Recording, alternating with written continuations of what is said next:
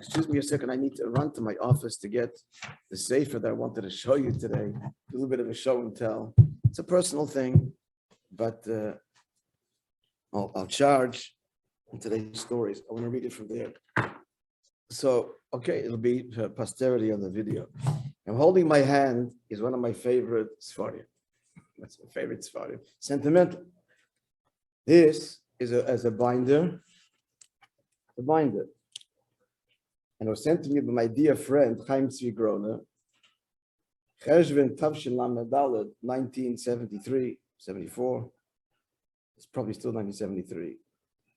He had gone to the Rebbe then. He was, huh?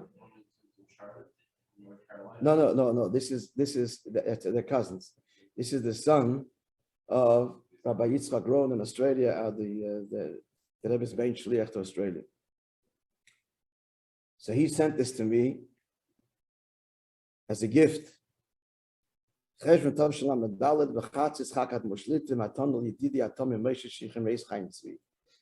Tzvi. Now, what is it?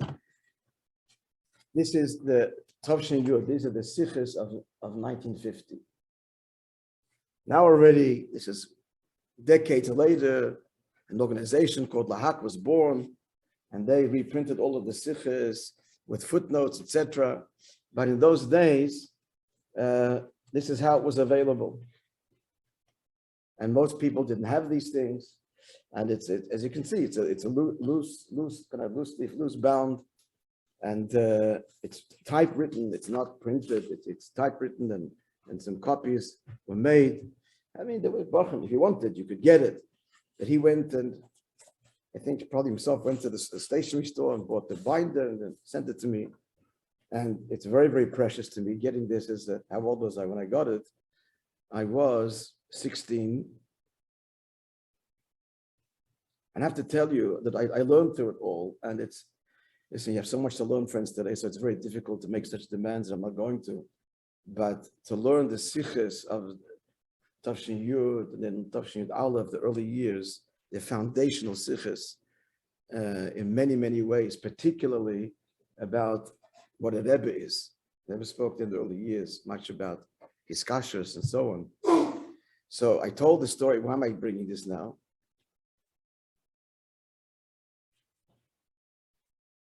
It evokes such nostalgia memories. So why am I bringing this up? Because I told the story of the Mendel Futavas, told the story of the artificial neshamas that have to come down to the world again because they left the world without mitzvahs, having done shuvah without mitzvahs, and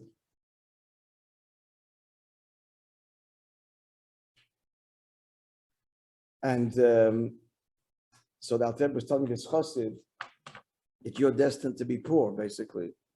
That's your shlichus, because you, as a neshama upstairs, beg to come down again, and with nothing, no elam hazard, just to be able to acquire levushim. So that's your lot. So I just want to first of all say to that the Rebbe is not going to, our Rebbe, before Mashiach comes, won't settle for that. Have to have both mitzvahs and also should be good negashmis and shefa bracha v'atzlacha. That's clear. But in the context, that story, the Rebbe told a story similar. I want to read it to you. It was Shabbos and Varchim Elul Tavshin Yud Aleph Kofei. I remember as a kid reading this at my Shabbos table. Not everybody at our Shabbos table appreciated it. Here's the story. I'll read it in translation. Actually, I'm going to take it out of the thing.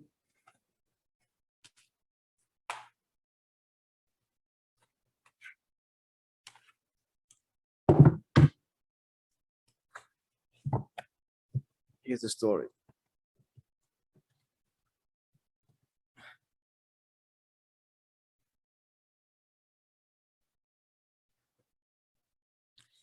In the context, he says, with the ruling of the Alter Rebbe, we have to Google.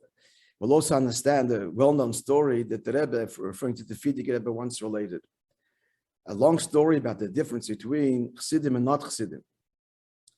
And in Chassidim themselves, the difference between Perlish Chassidim and Chabadsk Chassidim. And that is that Perlish Chassidim have this world and the next world. And Chabad Chassidim, in Yiddish, they literally get torn. I mean, nothing, not this world and not the next world. And he went on to explain, to relate. A Perlish Chassid comes to his Rebbe, so the Torah that the Rebbe says is short and can be understood. It's a word, kasha, teretz, a beautiful, inspiring word. Shirayim, you know what Shirayim is? The Rebbe eats and the leftover food is distributed amongst the Chassidim. So he has Shirayim at all the meals, in the morning, night, by day and by night, especially Yom Tov. Then they go a rikud, dance. So the whole time it's joyous and avodah b'simcha. Then before he has to go back, so he goes into his Rebbe's Egenenzach to say, to take leave. He asks for bracha, for nachas, chayim, bona chayim, zayim, revicha, that's nachas and health and panos in abundance. For a daughter that still has to be married, she's a little bit older, for bracha, for a shidduch, and for panos, and all the things that a Yid needs. And the Rebbe gives him an assurance. He comes home and he tells his balabosta about his request and the brachas that the Rebbe had given him. So she's very happy from his trip. So he wants to go again. So she gives him a shirt and she gives him food, a peckle to take along with herring, etc. It's a bit rubbed out, herring. When a groshen and a few coins, he should have with what to be able to travel and sustain himself in his journey to the Rebbe. After 120 years, when he comes to the next world, the heavenly court asks him, what's doing by you? So all of a sudden now things get bitter. Then he chaptzich. He is a chassid of this and this Rebbe. And tzaddik b'menosa yechaya. The pasuk says that tzaddik lives by his faith. Don't read yechaya. He lives, but yechaya he enlivens others. So I have a mun in my tzaddik, in my Rebbe. When a mun hat gehat onashir, complete faith. The heavenly court hears this. You have a mun in your Rebbe, very nice. But they ask him, what did the Rebbe tell you to do? And did you do what the Rebbe told you to do? So he says, my Rebbe gave me brachas.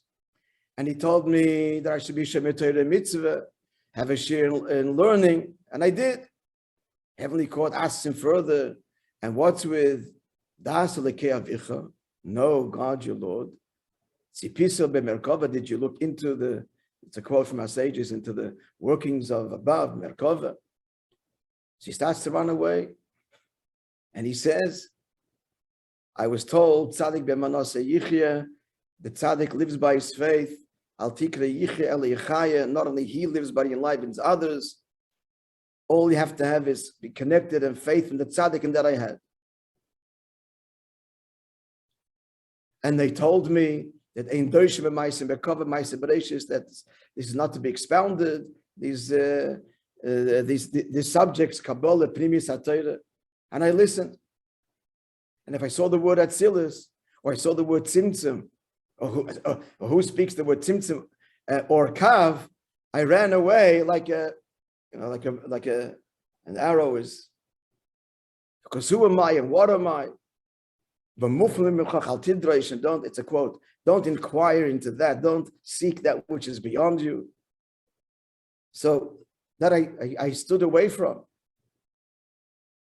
But emunah I had over my head. The Rebbe says, richtig im makif, true transcendent. All Yidden have to be believers, the children of believers, ma'aminim b'nei ma'aminim, and especially the community of Chassidim. So it's the Chagon Shaykhis to sagen, no fault here. This is how the emunah is complete. The Rebbe, his Rebbe, he listened to, both in doing what he should do and what he shouldn't do. So the Rebbe concludes, The whole Gan Eden with Olam Haba is not enough for him. He passes with flying colors, and so on. So tomorrow we'll see what happens when the Chabad Chosid comes before the heavenly court. Continuation tomorrow.